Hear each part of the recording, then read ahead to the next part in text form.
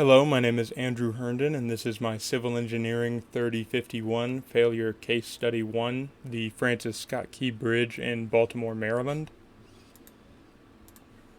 So, looking at this incident, a large container vessel collided with the pier of the Francis Scott Key Bridge, which is a major roadway, or I-695, going around central Baltimore.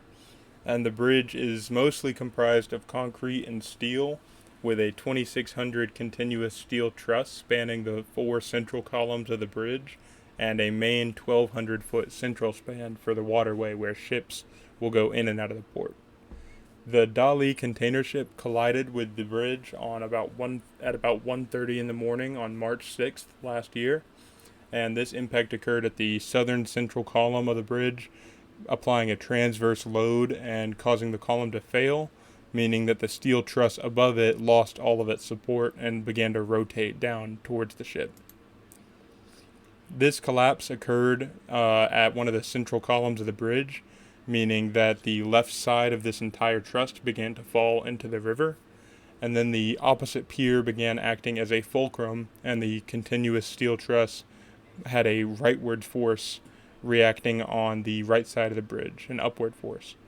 The truss's rigidity caused a total collapse of the entire structure, and 6 spans of the bridge fell into the river as a result.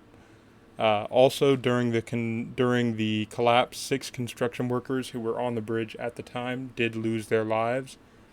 And because of the construction of the bridge as a continuous steel span instead of individual trusses between the piers, this load was shared between all 4 columns, rather than being just a span between these 2 columns that would have failed. Rebuilding the bridge has been a challenge since this collapse has occurred very recently and not much engineering knowledge or data about the collapse has been publicized yet.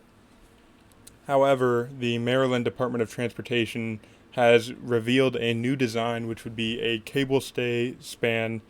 with fewer piers in the river and a longer overall span for vessels to go in and out of the port.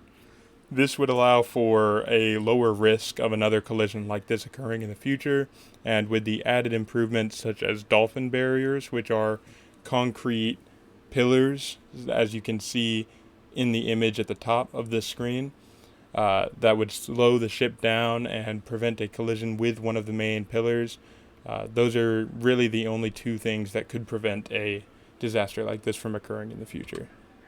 And here are references for both the articles and images used.